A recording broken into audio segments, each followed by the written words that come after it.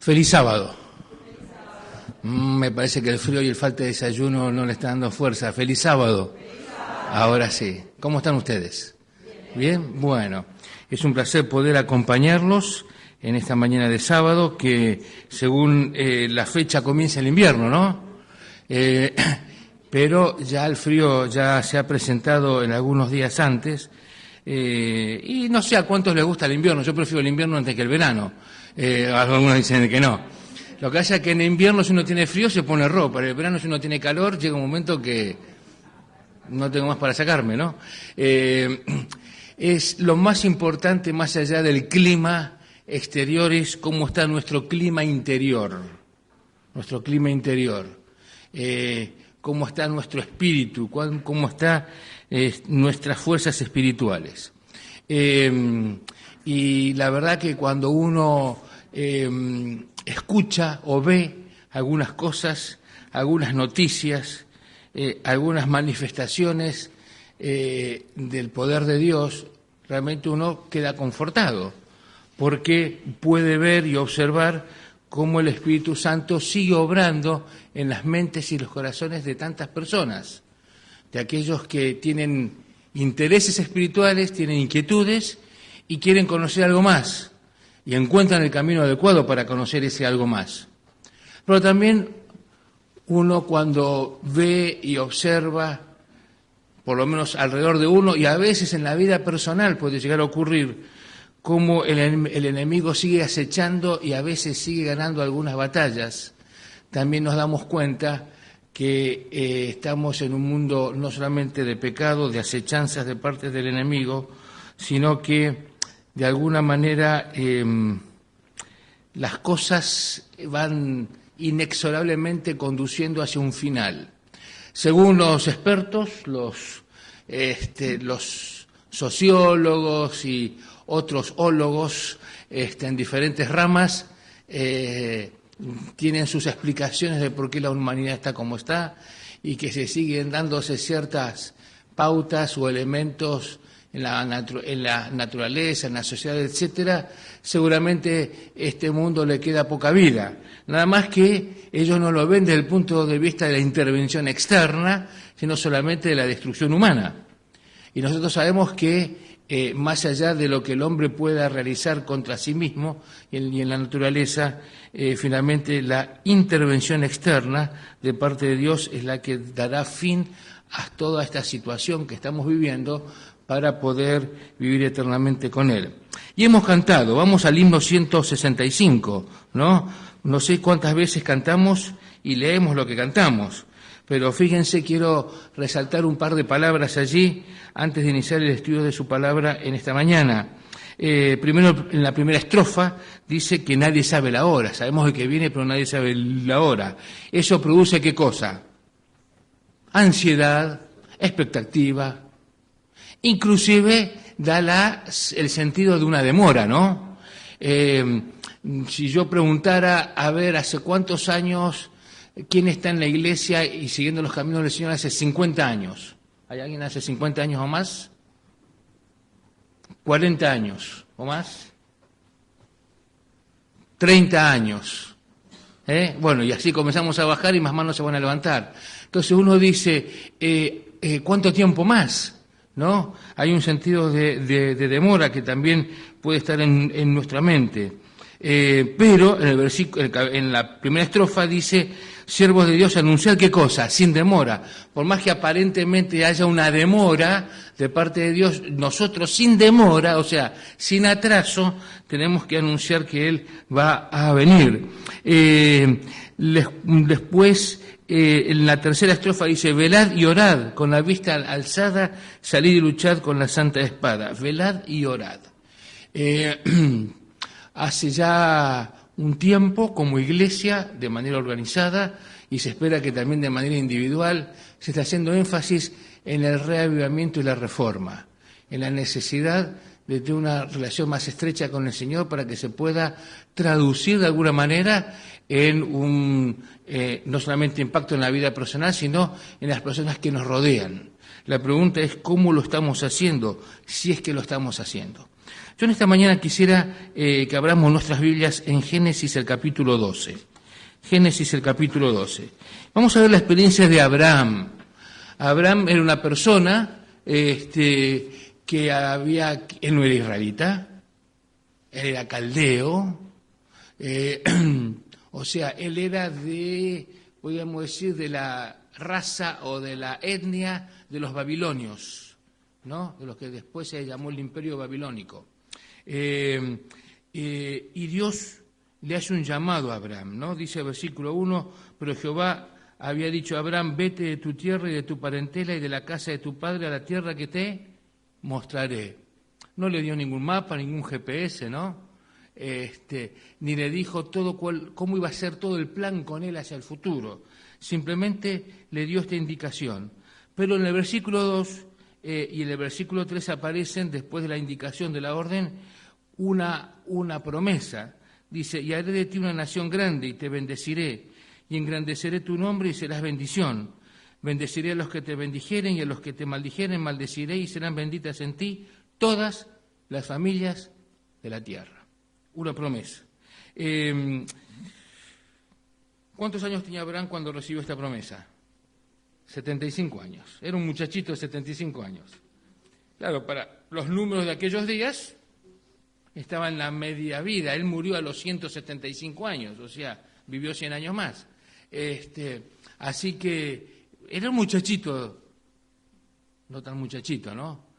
Haciendo un paréntesis, ¿ustedes saben cuántos años tenían Jacob y Esaú cuando vino la crisis familiar, ¿no? Y tuvieron que separar? ¿Cuánto? 74 años. Jacob y Esaú eran hermanos mellizos, ¿no? Eran muchachitos de 74 años. Uno comienza a buscar la cronología y hace los cálculos, ¿no? Vemos cómo el ser humano era mucho más vigoroso en aquellos días. Así que Abraham tenía 75 años, su esposa tenía 10 años menos, 65. Así que yo no sé con qué parte de la promesa Abraham se quedó en su mente, ¿no? Si la parte de a ti haré una nación grande o bendeciré a los que te bendijeren. Evidentemente la parte de una nación grande le interesó, pero él tenía un pequeño problema. ¿Cuál era? No tenía hijos.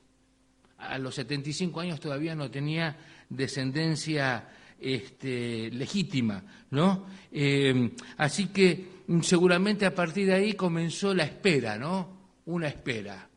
Y ustedes saben que cuando una espera pasa más allá de los cálculos que a veces nosotros nos hacemos, esa espera se transforma en demora. ¿Es así o no es así, no?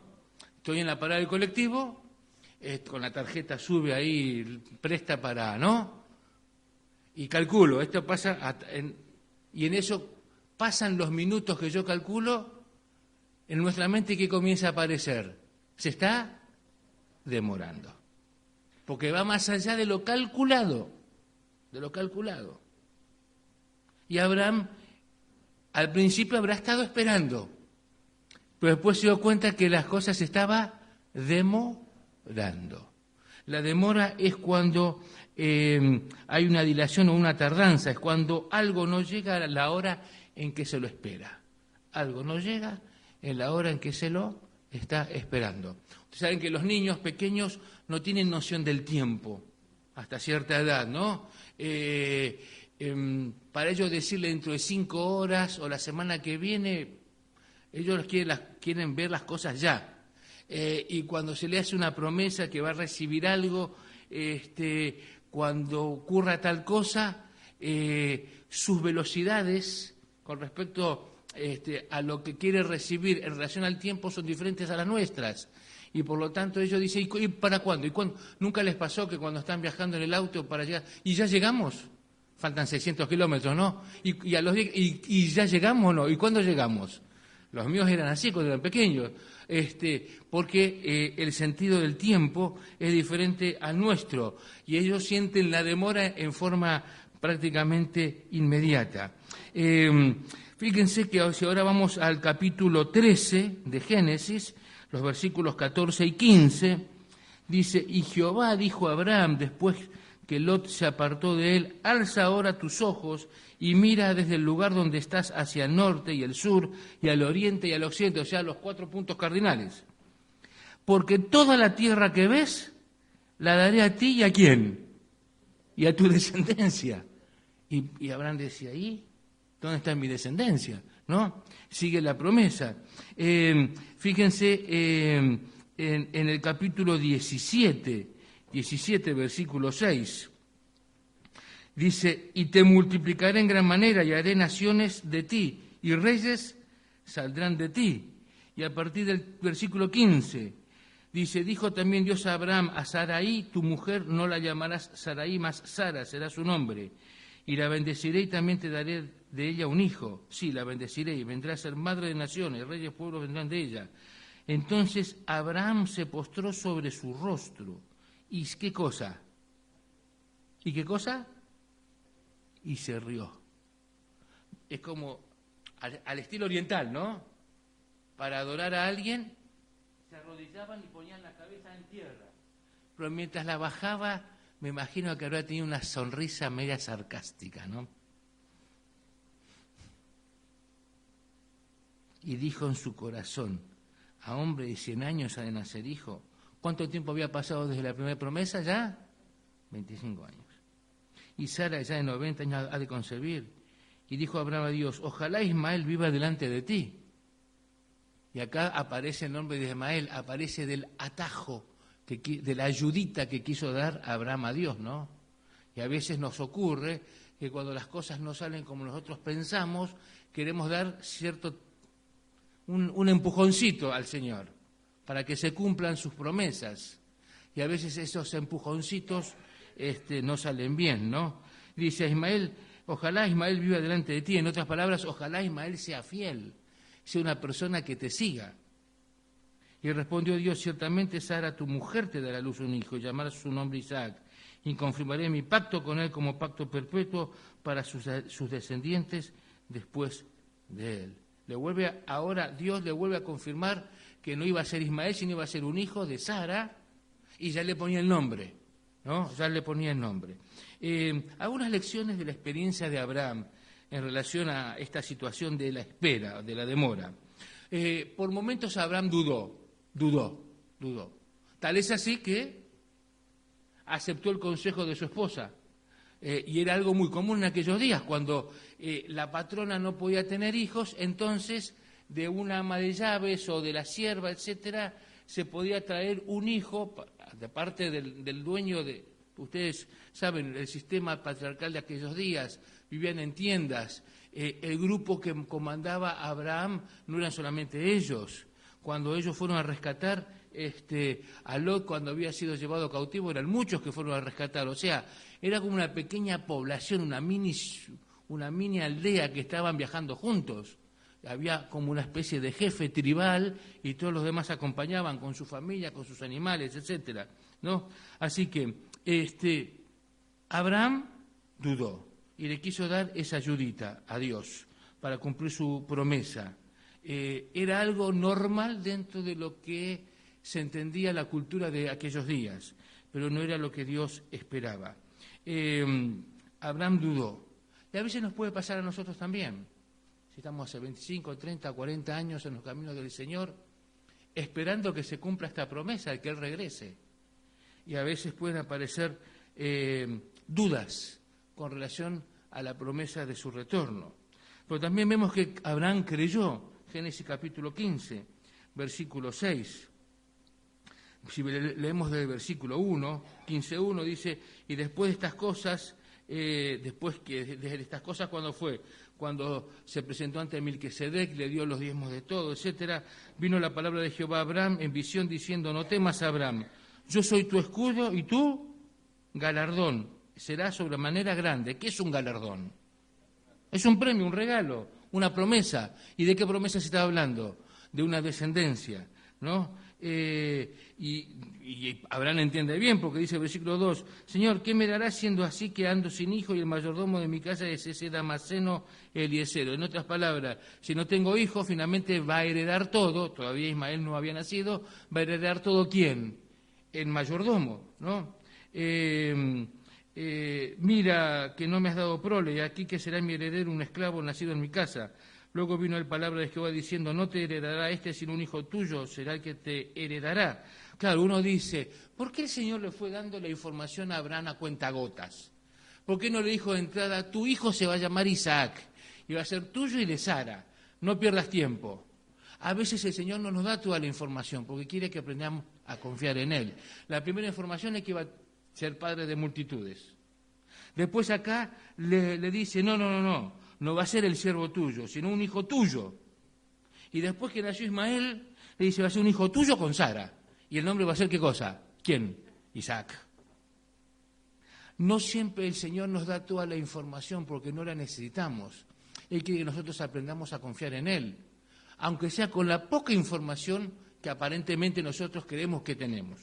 Dice el versículo 5, y lo llevó afuera y le dijo, mira ahora los cielos y cuenta las estrellas, si las puedes contar, y le dijo, así será tu descendencia. ¿Y qué dice el versículo 6? Y creyó a Jehová y le fue contado por justicia. El hombre que dudaba también creía, ¿no?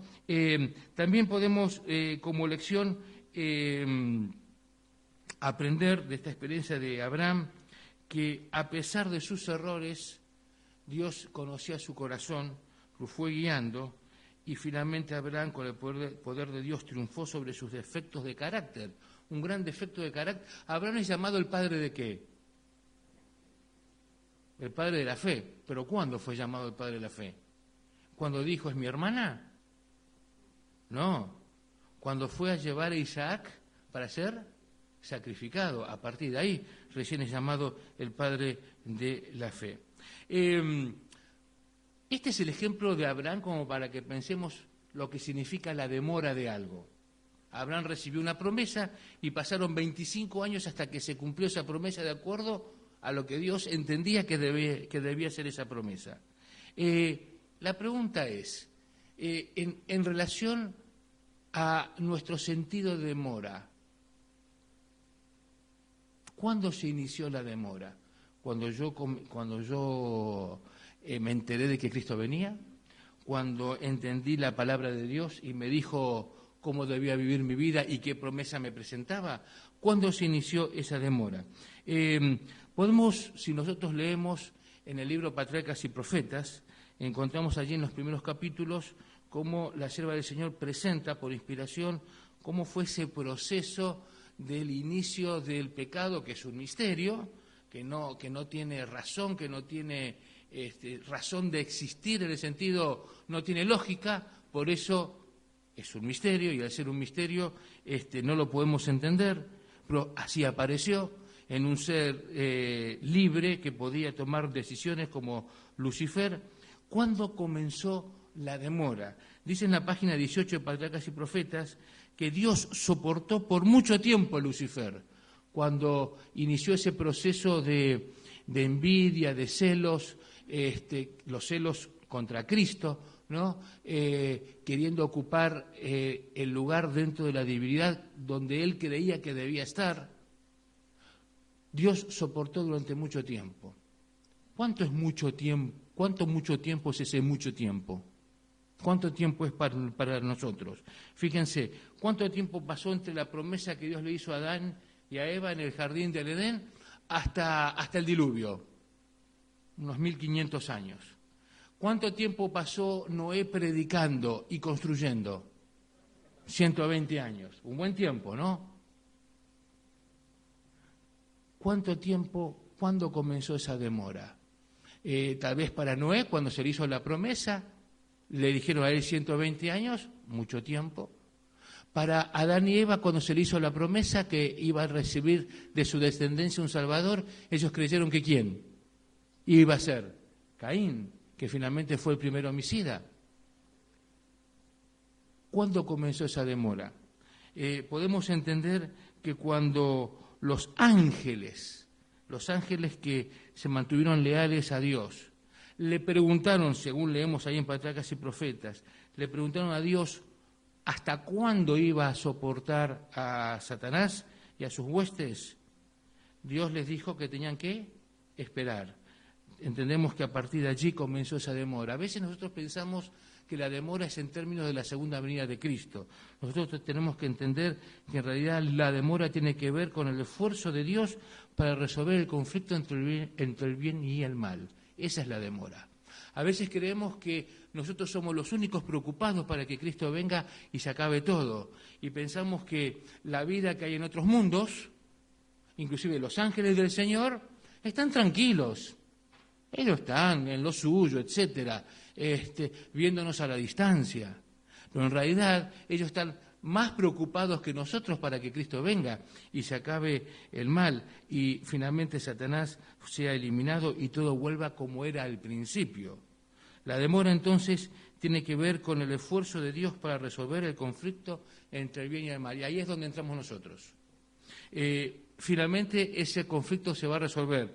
La gran pregunta es, nosotros de qué lado del conflicto vamos a estar. Dios no pondrá fin a la historia humana hasta que el conflicto se haya desarrollado en nuestro planeta a punto tal que el universo entero, incluyéndonos a nosotros, pueda ver tal cual es. Yo no sé si somos conscientes de las sutilezas que Satanás tiene para ir desarrollando el pecado y el mal de forma así tan, aparentemente inocente, pero va entrando en todos los ámbitos de la sociedad, haciendo que inclusive aquellas cosas que en el pasado eran rechazadas como realmente malas, hoy son toleradas. Y en algunos círculos son inclusive aceptadas. Y esa realidad que va ocurriendo en los círculos de la sociedad en general puede inclusive afectarnos a nosotros. Aquellas cosas que ya no las vemos tal vez por la fuerza de la repetición, del acostumbramiento, etcétera, no las vemos tan mal. Y esas cosas pueden llegar a afectar inclusive nuestra percepción y nuestro sentido de lo que está bien y lo que está mal, inclusive nuestros hábitos y costumbres, para seguir o no la voluntad de nuestro Señor. Si vamos a Juan, el capítulo 14, algunas promesas que todos conocemos, pero es bueno leerlas y repasarlas. Juan 14, 1 al 3, ¿no? Allí tenemos la promesa que le hizo Jesús a los discípulos. No se turbe qué cosa, vuestro corazón. Creéis en Dios, creéis también en mí. En la casa de mi Padre muchas moradas hay. Si así no fuera, o sea, si no fuera que yo voy a venir otra vez, yo le estaría contando, pero voy a preparar lugar para vosotros. Y si me fuere y os prepararé el lugar, vendré otra vez y os tomaré a mí mismo para que donde yo esté, vosotros también estéis. ¿No? Los ángeles confirmaron esa promesa y en Hechos capítulo 1, cuando vieron los discípulos cómo Jesús ascendía a los cielos y al bajar la mirada se encontraron con estos seres celestiales en forma humana, dándoles la promesa que ese mismo Jesús, que de la forma visible como ascendía a los cielos, así iba a regresar. Pablo confirmó esto, Primera de Tesalonicenses, el capítulo 4. Primera de Tesalonicenses, el capítulo 4, el versículo 16, dice, porque el Señor, mirando con voz mismo, con voz de mando, con voz de arcángel y con trompeta de Dios, descenderá ¿de dónde? Del cielo. O sea, la promesa la reafirmó el apóstol Pablo. Igual Santiago, lo vamos a leer estos textos, podemos buscar después, Santiago 5:8, y también Juan el amado en Apocalipsis, el capítulo 1, el versículo 7. Hay señales del fin que están a nuestro alrededor y que a veces no nos damos cuenta. Hay tal vez elementos, digamos, muy puntuales que nos llaman la atención y pensamos que esa ya es una señal, cuando en realidad es el conjunto de acciones que se van desarrollando en las diferentes áreas en este mundo lo que nos va dando la pauta de que finalmente el ser humano no tiene capacidad para resolver las cosas, sino solamente la intervención externa de Dios lo puede lograr. Una de las señales es la predicación del Evangelio. Hoy como nunca estamos, disfrutando de algo que en el pasado se hablaba, y se decía, si la Iglesia tuviera un canal de televisión, si tuviera acceso a las comunicaciones, estoy hablando hace 25, 30, 40 años, ¿cómo podríamos llegar? Hoy lo estamos teniendo. Hoy tenemos la facilidad de Internet, Podemos informar a la gente para que se conecte y pueda entrar al canal adventista, a la radio, etcétera, y pueda escuchar mensajes de salvación. Esos son señales que indican de que en forma correcta y positiva el Señor va a venir, y como iglesia estamos cumpliendo con esa tarea. La pregunta es, nosotros, yo como parte de esa iglesia, ¿soy consciente de esto? ¿Estoy promoviendo esto? ¿Estoy mostrando a otros cómo el mensaje puede llegar hasta los corazones de las personas? ¿O yo ya lo estoy viendo como algo normal y estoy viviendo solamente en mi mundo personal? Otra señal del fin podremos repasar: el espiritismo. El espiritismo está más metido en la sociedad de lo que uno cree. A veces creemos que la gente, para tener un espíritu demoníaco, tiene que darse vuelta los ojos y sacar espuma por la boca, y no es así.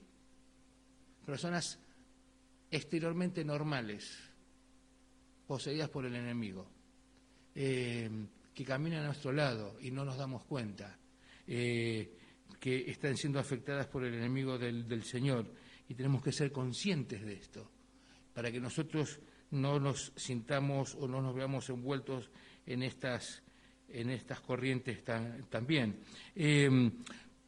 Ante todo esto, poniendo el ejemplo de Abraham, que tuvo una promesa, esa promesa, cuando se pasó del tiempo, se convirtió en demora, y todos sabemos las consecuencias de algunas decisiones de Abraham hasta el día de hoy, ¿no? Los descendientes de Ismael, ¿quiénes son?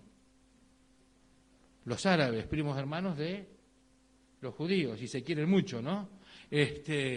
Algunos se quieren, pero en líneas generales hay problemas. Si Abraham estuviera vivo hoy, se daría cuenta de las consecuencias de esa ayudita, ¿no?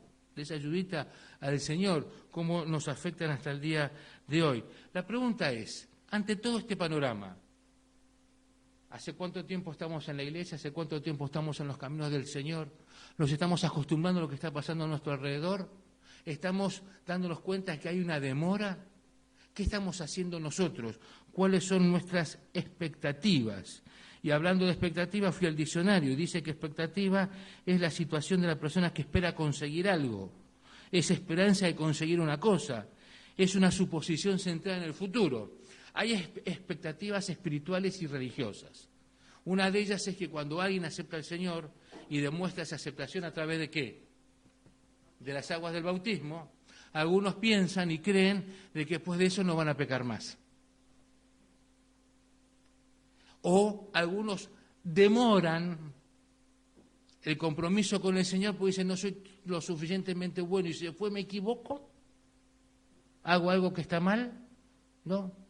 Entonces hay algunos que tienen ese tipo de expectativas, que una vez que se comprometen con el Señor, esa tentación que tenían, ese problema que tenían, de alguna manera va a desaparecer. Y cuando viene otra vez la tentación, y tal vez viene la caída, algunos dicen, ¿y no será que en realidad Dios, no soy tan importante para Dios? ¿O yo no entendí bien las cosas? ¿O cuando viene una situación difícil en la familia, aquel hijo de Dios? Yo quiero decirles que a las personas buenas también les suceden cosas malas. A los hijos de Dios también les suceden cosas, o nos suceden cosas negativas y malas. Y muchas veces sin buscarla, sino simplemente ¿por qué? Porque vivimos en este mundo de pecado, donde Satanás quiere distraer nuestra atención. También hay expectativas, en algunos inclusive escatológicas, que escatología significa los elementos antes del fin, no los acontecimientos. En el caso de los pioneros de nuestra iglesia, cuando esperaban que Cristo viniera en 1844 y pasó la medianoche, al día siguiente, el 23 de octubre, dice el testimonio de ellos que lloraron y lloraron tanto que se quedaron sin lágrimas, de tanto llorar, de angustia, por lo que estaban esperando, y no se cumplió. Y muchos se apartaron, pero un grupo siguió investigando y Dios les dio la oportunidad de entender más cuál era su plan y su voluntad para sus vidas. Entonces, ante todo este panorama, la pregunta que creo que debiéramos hacernos, ¿cuál va a ser nuestra actitud y cómo vamos a utilizar nuestro tiempo ante la circunstancia inevitable que estamos viviendo en este mundo? y en estas circunstancias. Estamos viviendo el año 2014. Sabemos que la venida del Señor está más cerca que antes. ¿Cómo debiéramos nosotros vivir? Hay una frase que leí en uno de los libros que escribió el pastor Mark Finley, que dice así: la segunda venida de Cristo parece demorarse, pero nunca deberíamos retrasar nuestra preparación para ella. ¿Vuelvo a leer? La segunda venida de Cristo parece demorarse, pero nunca deberíamos retrasar o demorar nuestra preparación para ella, para esa segunda venida. Alguien dirá, bueno, falta tanto. Y a veces hay una tendencia, tal vez a no poner fechas, el día y la hora, pero sí el mes y el año, ¿no? Como me dijo alguien por ahí, o más o menos la época, porque uno va haciendo cálculos. Y los cálculos son muy engañosos, porque ¿quién tiene la vida asegurada, no? Hoy estamos y mañana no sabemos si estamos aquí en este mundo. Como dijimos al principio, la Iglesia viene impulsando el concepto y la necesidad de un reavivamiento y una reforma. Y ahora vamos a conceptos prácticos para nuestra vida diaria que tienen que ver con nuestra actitud ante la expectativa de la segunda venida de Cristo. ¿Qué es un reavivamiento? Es una vigorización, en síntesis, de la vida espiritual y comienza con una vida devocional intensificada a través de la oración, el estudio de la Biblia y la confraternización o la testificación. Yo anoté algunas ideas acá. Si nosotros tenemos que intensificar nuestra vida de oración, yo me he puesto a pensar sobre qué orar. Fíjense que todo esto está centrado en el concepto de ¿qué? De que Cristo viene y que, de alguna manera, el tiempo que va pasando pueda a nosotros traernos la idea de que se está atrasando, ¿no? Que hay una demora. ¿Sobre qué orar? ¿Sobre qué orar? Algunas ideas. Por sabiduría para lidiar con cualquier problema que estés enfrentando. A veces nosotros oramos para que el Señor resuelva el problema y no para que nos dé sabiduría para enfrentar el problema. ¿Se entiende, no? Es muy fácil pedirle al Señor que resuelva el problema y uno no tener que enfrentar el problema. Otra muy diferente es pedir sabiduría, ¿para qué? Para enfrentar ese problema. Otra razón para orar, para que nuestra vida de oración sea intensificada y nuestra deseo de que Cristo venga se mantenga, ¿no? Por las personas que están cerca de ti, para que Dios siga trabajando en sus corazones o para entenderte mejor con esas personas. Siempre tenemos esas personas a nuestro alrededor que yo siempre digo nos ayudan a desarrollar las gracias cristianas, ¿no? La benignidad, la paciencia, el amor, la tolerancia. Son esas personas que son necesarias para que uno pueda seguir creciendo, ¿no?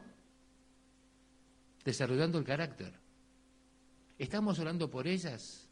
Estamos orando con mi señora ya hace como 3 años, estamos visitando y orando por un matrimonio a quien le estamos dando estudios bíblicos y van avanzando. Y ya un par de veces vinieron a esta iglesia de Olivos. Y seguimos orando.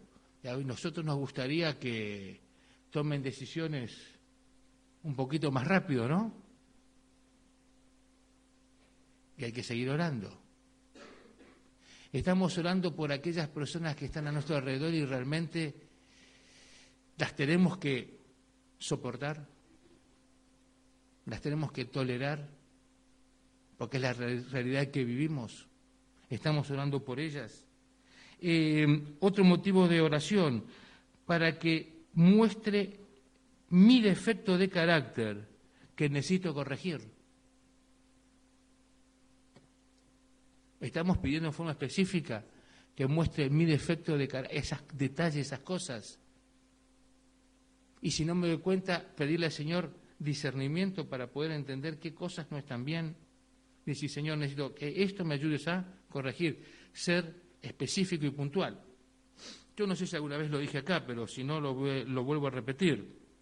Hay una tendencia, por lo menos yo lo he visto en mi vida personal, y por lo menos charlando con otras personas uno lo va notando, a veces puede haber una tendencia en que cuando vamos a dormir de noche, a acostarnos, al orar, antes de dormir, tratamos de arreglar las cuentas con el Señor.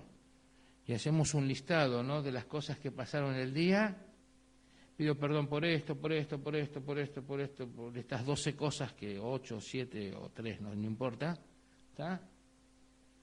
Y una vez que pedí perdón, me acuesto y digo, tengo las cuentas al día, tengo, digamos, en cero todo, ¿no? En cero, equilibradito. Si me pasa algo esta noche, voy a ser salvo. Tal vez no lo pienso así, pero capaz que inconscientemente lo pensamos. Y a la noche siguiente, cuando voy a dormir, aparece la misma lista, ¿no? Esto. Y siguen apareciendo en la misma lista. La pregunta que yo me he hecho, ¿cuándo esa lista se va a achicar? ¿Cuándo esa lista va a desaparecer y va a ser reemplazada por otra lista? ¿Cuál es la otra lista? Por los agradecimientos, por la victoria espiritual que Dios me dio en ese día. Ante la situación que tuve que vivir en el trabajo, ante la tentación que tuve que enfrentar y Dios me ayudó a resistirla. ¿Cuándo voy a poner agradecimientos por las victorias espirituales? A veces nuestra tendencia es orar para pedir cosas. De paso no me dijeron a qué hora hay que terminar, pero para pedir cosas puntuales. Pero ¿cuándo vamos a orar para pedir victorias espirituales? Victorias espirituales en nuestras vidas. Para aquellas cosas que realmente nos están atrapando, nos están afectando, podamos vencerlas con el poder del Señor. Orar también por la confesión de pecados, ¿no?, y sabiduría para poder vencerlos. Y reforma, esto es reavivamiento, y reforma es hacer cambios en nuestra manera de pensar y de actuar para elevar nuestras vidas al nivel que Dios desea, el nivel que se refleja en su palabra, ¿no?, la voluntad de Dios para nuestras vidas. Entonces, a mí me gusta pensar de manera lógica, ¿no? Estuve pensando, ¿cuáles serían las estrategias para alcanzar esa victoria? Entonces, algunas ideas que quiero compartir. Primero, pedir perspicacia, una palabra que usamos poco, pero no es otra cosa que capacidad para entender la naturaleza de las cosas, agudeza o entendimiento. Pedir perspicacia, pedir discernimiento a Dios para entender las cosas, ¿no?, para corregir aquello que hay que corregir. Una vez que entiendo qué es lo que hay que corregir, pedirle al Señor eliminar el deseo de eso. Eliminar el deseo. ¿Se hacen cursos para dejar de fumar acá, de tanto en tanto? Sí. ¿Qué le decimos a los que quieren dejar de fumar? Que cuando viene el deseo, que hagan ¿qué cosa? Vayan a la ventana y respiren el aire purificado de Buenos Aires durante 3 minutos, que se alejen de ese sillón favorito, ¿no?, donde están frente al televisor y están fumando. ¿Sí o no? ¿Es lo que le decimos, sí o no? O sea, no solamente hay que pedir sabiduría, sino ahora hay que pedir eliminar el deseo, ¿no? Cuando te viene el deseo, hay que pedir que Dios te elimine ese deseo. Lo mismo para nosotros, no solamente para los que quieren dejar de fumar. Cuando te viene el deseo, algo que te das cuenta que no está bien, que si Cristo estuviera a tu lado, no estarías cómodo o cómoda. Eliminar ese deseo, ¿no? Y una vez que visualicé cuál es la tentación, cuál es el problema específico, pedirle al Señor eliminar el deseo. Y una vez que sé lo que es eso específico, eliminar también el comportamiento. Si algunos de nosotros que tenemos la tendencia, es imposible engordar tomando agua, pero uno lo dice como frase, ¿no?, que uno respira y engorda, ¿no? Entonces, una de las cosas que no hay que... Sí, yo sé que la vida es injusta y algunos comen y siguen siendo flacos. Pero si uno tiene ese problema, o el problema de comer fuera de hora, hay que ser específico, ¿no? Pedirle ayuda a Dios para no comer fuera de hora y no estar sentado al lado de la heladera. ¿Es así o no es así? Estar lejos de. En mi caso, puedo pasar delante de un bar todo el tiempo que ustedes quieran y no voy a sentir la tentación de beber. Pero si una persona que tuvo ese problema y dejó la bebida, ¿qué se le recomienda? Que no pase cerca de un bar. Los olores que no le retraigan otra vez, ¿qué cosa? Ese deseo, ¿no? O sea, no solamente hay que ser pedirle a Dios sabiduría, discernimiento para saber cuál es, ahora pedir eliminar el deseo y ahora eliminar el comportamiento, ser puntuales, concretos y específicos para que se pueda cumplir lo que dice Filipenses 4:13. Todo lo puedo, ¿qué? En Cristo, que me fortalece. Todo lo puedo. Y acá hay una combinación. Aunque el crédito por las victorias que el Señor logra en nuestras vidas, ¿de quién es el crédito? Del Señor. Pero yo tengo que poner, ¿qué cosa? Mi parte, que es la disposición a ser utilizado por quién, por el Señor. Y ahí está el libre albedrío, la capacidad que Dios nos da para tomar decisiones. Y a medida que vayamos comprendiendo y actuando de esta manera, nuestra mente se irá centrando en ¿qué? En las cosas que Dios espere que pensemos, enfrentando la vida diaria, el trabajo, las responsabilidades del hogar, el día a día, pero siempre concentrados y centrados en lo que Él espera. Nuestra mente tiene que estar centrada en que Cristo va a regresar, en que finalmente el mal va a ser eliminado. Ese tiene que ser nuestro norte y nuestra guía. No pensar solamente en lo que puedo dejar aquí o puedo dejar para mis descendientes o las cosas que puedo lograr aquí en este mundo, que son importantes, son necesarias, son parte de nuestra vida, de nuestra existencia, pero todo en función ¿de qué? De que Cristo viene. Y eso, si lo tenemos en mente, entonces no vamos a tener un sentimiento de demora, sino que el Señor está esperando que todos procedan al arrepentimiento. Entre ellos nosotros, cada día, que podamos crecer en la gracia y compartir con otros el mensaje de salvación. Y termino con la última declaración que aparece en el conflicto de los siglos, página 657, que dice: el gran conflicto ha terminado. Ya no hay más pecado ni pecadores. Todo el universo está purificado. La misma pulsación de armonía y de gozo late en toda la creación. De aquel que todo lo creó emanan vida, luz y contentamiento por toda la extensión del espacio infinito. Desde el átomo más imperceptible hasta el mundo más vasto, todas las cosas animadas e inanimadas declaran en su belleza sin mácula y en júbilo perfecto que Dios es amor. Que no caigamos en la tentación de Abraham, de querer darles ayuditas al Señor. Que podamos reafirmar que las promesas del Señor son seguras y que la promesa de su venida es real, así como hemos cantado al principio. Y que cada una de nuestras acciones y nuestras decisiones estén centradas en esta promesa, que Cristo va a regresar a buscar a los suyos, para que estemos en alegría y en paz, para cuando